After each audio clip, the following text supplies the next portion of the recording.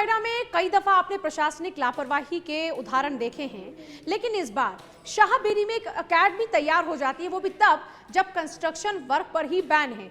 अब बड़ी बात यह है कि कैसे ये बगैर परमिशन के कंस्ट्रक्शन हो जाता है, कंस्ट्रक्शन पर रोक होने के बावजूद कैसे एकेडमी तैयार हो जाती है। दूसरी बात यह है कि एकेडमी का रजिस्ट्रेशन तो होता नहीं और फायर फाइटिंग सिस्टम भी नहीं लगा। एकेडमी के मालिक से बातचीत की कोशिश की गई तो वो कतराते नजर आते हैं। लेकिन जरा देखिए, यहाँ पर स्पोर्ट्स एकेडमी स्टार्ट भी हो जाती है बिना परमिशन के, कंस्ट्रक्शन पर अभी बैन है, उसके बावजूद ये एकेडमी बनकर तैयार हो जाती है। अब आप समझ सकते हैं कि कैसे बड़े स्तर पर लापरवाही बढ़ती जा रही है और प्रशासन की नाक के नीचे ये सब कैसे हो जाता है। ये बड़ा सवाल फिर से उठ खड़ा हुआ है कि क्या वाकई ये पॉसिबल है कि अथॉरिटीज के बगैर परमिशन के या उनके मामला बिना संज्ञान में आए इतना बड़ा कंस्ट्रक्शन हो सकता है।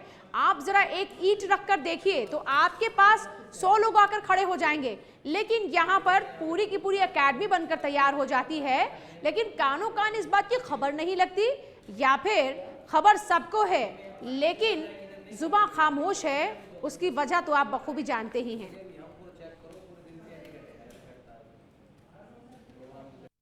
इस वक्त हम शाहबेरी में मौजूद हैं, जहां पर आप देखेंगे तो यहां पर अवैध रूप से क्रिकेट एकेडमी चल रही है।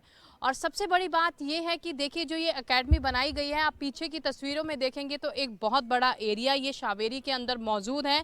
सबसे पहली बात तो ये कि शाहबेरी में कंस्ट्रक्शन पर रोक थी, बावजूद उसके ये इतनी बड़ी जो है एकेडमी बनकर खड़ी हो गई। और दूसरी देखिए, जो भी नॉर्म्स हमें एक एकेडमी को चलाने के लिए चाहिए होते हैं तो इसके अंदर नहीं है। देखिए, छोटे छोटे बच्चे हों या बड़े हों, यहाँ पर खेलने के लिए आते हैं। और देखिए, अभी हाल फिलहाल में जो हम लगातार तस्वीरें देख रहे हैं तो वो सामने आ रही है कि जो जगह जगह आग लगती हुई नज़र आ रही है। तो ये जो एकेडमी बनाई गई है, ना तो इसके अंदर कोई फायर फाइटिंग सिस्टम लगाया गया है, क्योंकि देखिए, छोटे और बड़े और बुजुर्ग लोग भी यहाँ पर खेलने अगर आते हैं, मान लीजिए कोई हादसा अगर हो जाए तो उसके लिए जिम्मेदार कौन होगा।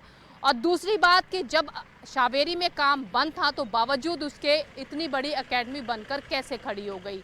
और वहीं तीसरी बात ये कि क्या कहीं पर इस एकेडमी का रजिस्ट्रेशन कराया गया, नहीं कराया गया।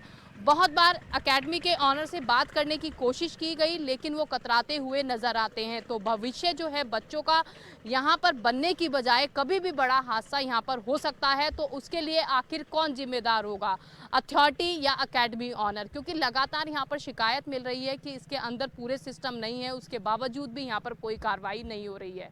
न्यूज़ 1 इंडिया से मैं प्रिया राणा, ग्रेटर नोएडा।